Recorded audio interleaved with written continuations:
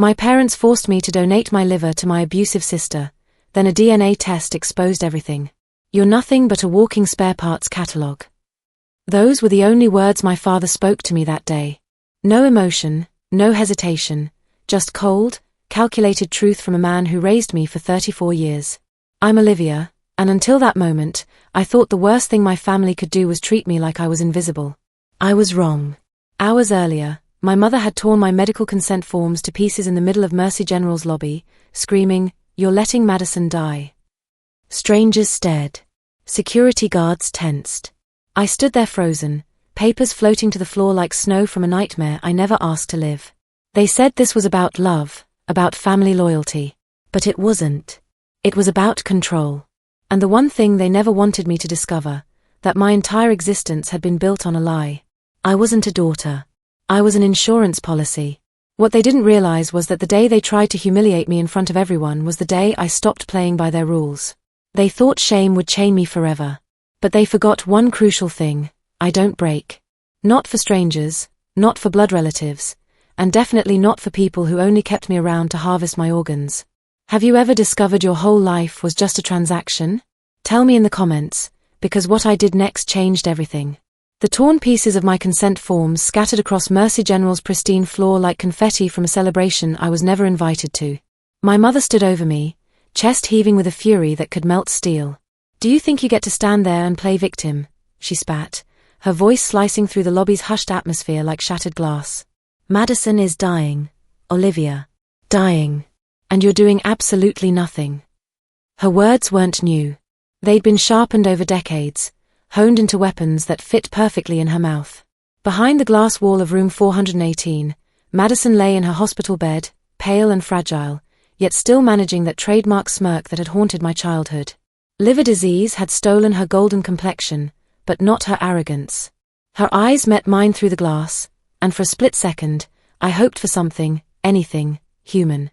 Instead, her look said everything: "I'm still the star. You're still the understudy." I bent down to collect a few scraps of the forms. Not out of guilt, but because they contained proof. Facts. Something concrete that couldn't be twisted like every bedtime story they'd fed me growing up about how lucky I was to be part of this family. "I didn't raise you to be this selfish, this ungrateful," Mom hissed, lowering her voice as if whispering made her words less venomous. "We gave you everything." I looked up, meeting her eyes directly. "You gave me what you thought I owed you for." She blinked. For the first time, silence stretched between us. Not peace, not understanding, just an empty space where her fury had nowhere to land. Then came the scream that changed everything. "You're letting your sister die." It ricocheted off the polished walls, loud enough to draw stares from every corner of the lobby. A nurse froze near the coffee cart. A security guard turned his head. The shame crawled across my skin like fire ants, but I didn't flinch, didn't cry, didn't move, because I knew this wasn't grief.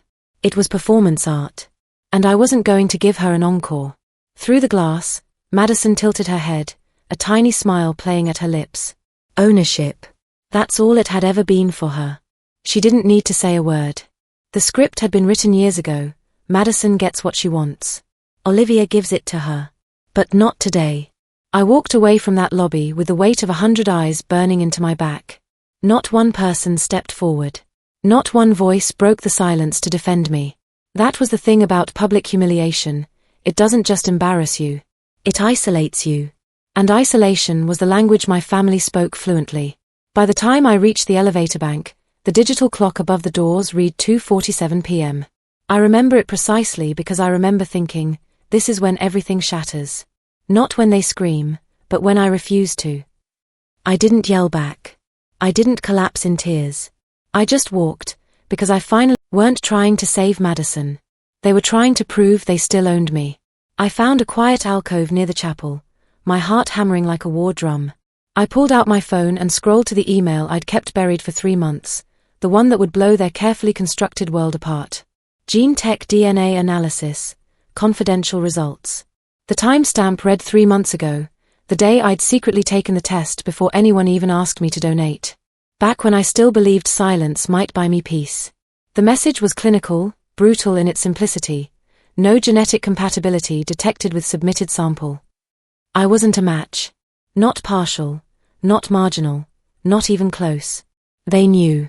Or at least, they could have known if they'd bothered to ask me instead of assuming I'd roll over like I always had.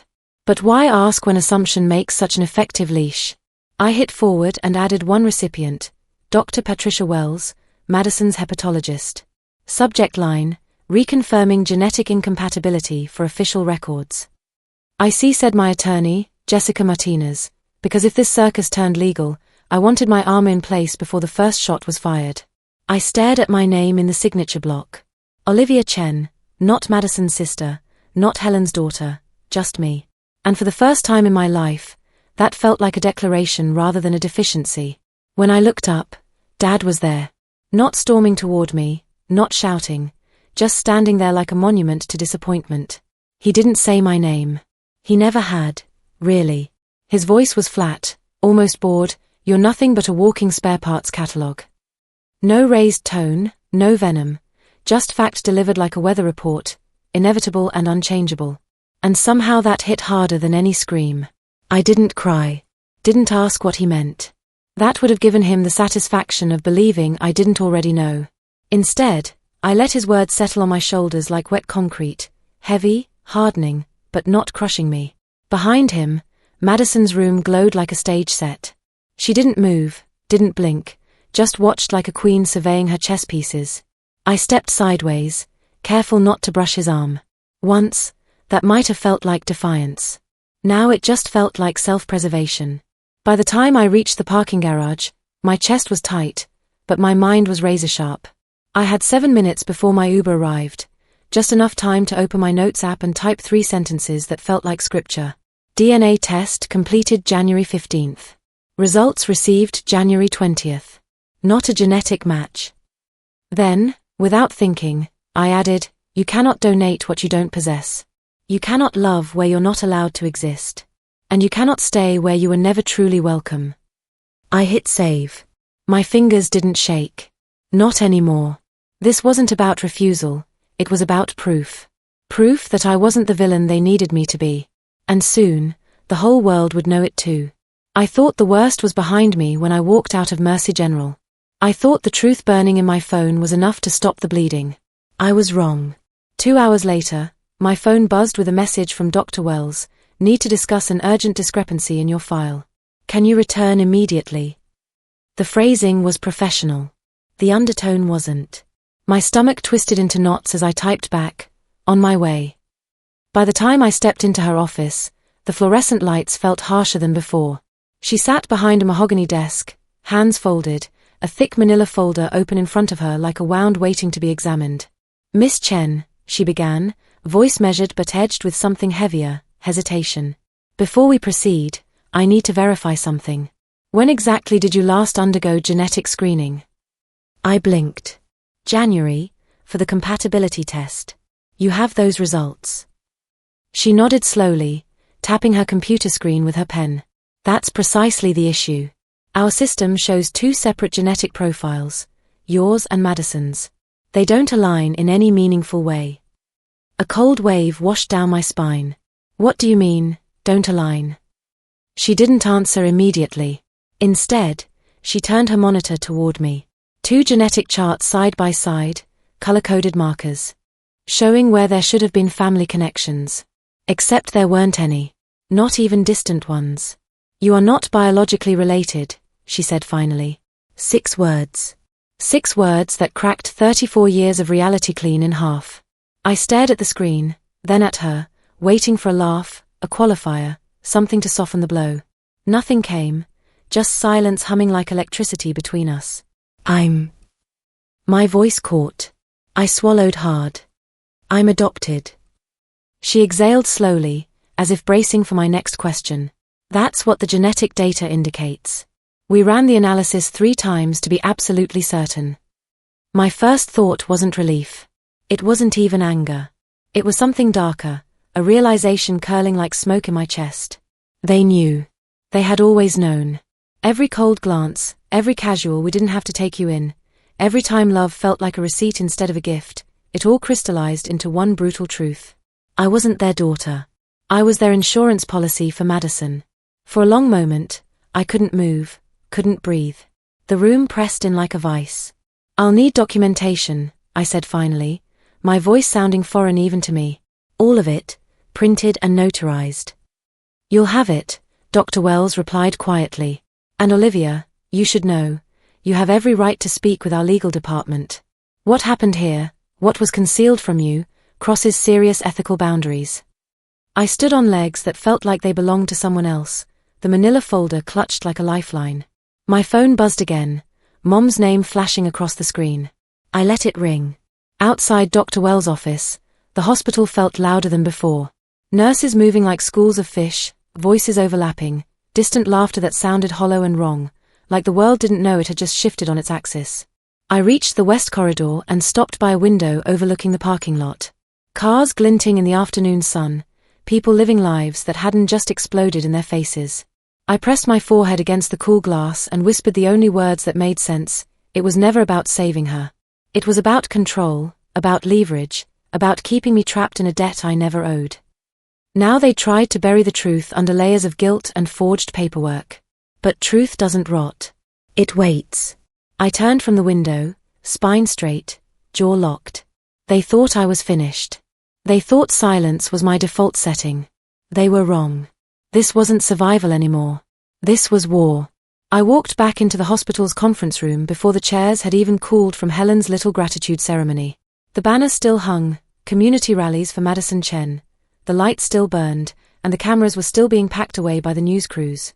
She had just erased me on live television, spinning the narrative like I'd never existed. Like my refusal to donate was pure selfishness instead of biological impossibility. I didn't walk in angry. I walked in ready. Security hesitated when I approached the podium, but my hospital visitor badge was still clipped to my jacket, and I spoke clearly, "I'm here to make a statement. It won't take long." No one stopped me. They had no idea what was coming. I placed the manila folder on the podium, opened it slowly like a soldier laying out ammunition. The room fell silent, reporters sensing a story, family members sensing disaster. "My name," I began, my voice steady enough to cut glass, "is Olivia Chen. You didn't hear that name today during my mother's speech, but it matters." Heads turned, phones lifted, cameras swiveled back toward me. "This," I held up the first document, stamped and signed, "is the official genetic analysis from Gene Tech Labs, dated January. It confirms I am not biologically related to Madison Chen." A ripple cut through the crowd like an earthquake's first tremor. "This," I raised another paper, "is a forged consent form filed under my name without my knowledge." Flashbulbs exploded like fireworks. The energy in the room shifted from confusion to electricity. "I was adopted," I said plainly, letting each word land like a hammer blow. "They never told me. They brought me here under the false assumption that I could save someone who spent her entire life tormenting me. And when biology made that impossible, they tried to use emotional manipulation and forged documents to harvest my organs anyway." Behind me, I heard the gasps, the whispers building into a crescendo, then the loud crack of Helen's composure finally snapping. She stumbled forward, her voice sharp enough to slice through steel. "Lies. She's unstable. This is revenge." I turned, calm as stone. "No, Mother. This is documentation." I lifted the stamped genetic report, its official seal catching the light. "Unlike the forged signature you submitted to Dr. Wells, this one holds up in court." More flashes. A voice from the press gallery shouted, "Ms. Chen, are you seeking revenge or justice?" I didn't even blink. "Neither," I said. "I'm seeking the end of silence." I stepped down from the podium, folder in hand. Behind me, Helen collapsed, the thud of her body hitting the floor loud enough to hush the entire room. Dad lunged toward her, shouting something that was drowned by the rising wave of voices. On the wall monitor, Madison's live social media feed went dark. The cameras followed me as I walked out, my heels clicking like gunfire on the tile floor. No one tried to stop me because they couldn't. Not anymore. By the time I reached the sunlit sidewalk outside, my hands weren't shaking. Not when I called Jessica. Not when I said, "Release everything." Every document, every photo, every timestamp. Media first, then legal proceedings. She exhaled sharply on the other end. "Olivia, you just detonated a nuclear bomb." "Good," I said. Let them choke on the fallout. For the first time in my life, the truth wasn't buried 6 feet deep. It was blazing in broad daylight, permanent and unshakable. And it belonged to me. The headlines started appearing within hours. Adopted daughter exposes organ donation fraud. Hospital Ethics Board launches investigation. Family accused of forging medical consent. I didn't read the comment sections. I didn't need external validation. This wasn't about applause or outrage. It was about truth, and finally standing in it without apologizing for taking up space. Helen, under psychiatric observation. Dad, silent as the grave he'd dug for his own reputation. Madison, discharged yesterday with no fanfare, no Instagram sermons, no curated Bible verses, just digital silence. It's been 10 days since that press conference. 10 days since my name stopped being a whisper and became front-page news. I sat on my apartment balcony this morning, coffee black, the city humming with life below me, and for the first time in years, I felt like the air was mine to breathe freely. Yesterday, Mercy General's legal department called. The voice was calm, almost apologetic. Ms. Chen, we need you to know, your liver was never a viable match for Madison. Not marginal, not partial. Even if you'd agreed to the surgery, it wouldn't have worked. I laughed. Not because it was funny, but because of the savage irony. They'd waged a war over something that was never medically possible. It was never about saving her life, it was about owning mine. At 6:30 p.m., a text lit up my screen. Madison, can we meet? Just us. Please. I went. Not for closure, for confirmation. She sat on a bench outside a Starbucks, hoodie pulled tight, hospital bracelet still around her wrist. When I approached, she didn't look up immediately. When she finally did, her voice was quiet, defeated. They only kept you around in case I needed spare parts someday. It landed like frost, cold and weightless, because deep down, I'd always known. I'm not asking for forgiveness, she added. Good, I said, because I'm not offering it. No screaming, no dramatic exit. Just two people finally admitting what DNA had never made us, family. The next day, I filed paperwork for a legal name change. Olivia Martinez, mine by choice, not by transaction. Before bed, I opened an envelope I'd almost missed in my mail stack. No return address. Inside, a note in careful handwriting. Dear Olivia, I saw your story on the news. I'm adopted too, and my parents have been pressuring me to donate a kidney to my brother. I didn't know I could say no. Thank you for showing me I have a choice. I'm 19, and you gave me something I didn't know I was allowed to have, agency. A grateful stranger. No signature needed. Just proof, not of pain, but of purpose. So if you're watching this and you've ever felt erased by the people who should have protected you, hear me clearly. Your worth is not negotiable. Your voice is not too loud. And you are not alone. Tell me in the comments, what truth would you speak if fear wasn't holding your tongue? Because maybe your story is exactly what someone else needs to breathe again. And if you believe stories like this matter, subscribe and stay. Be part of a space where silence isn't survival. It's a choice you never have to make again.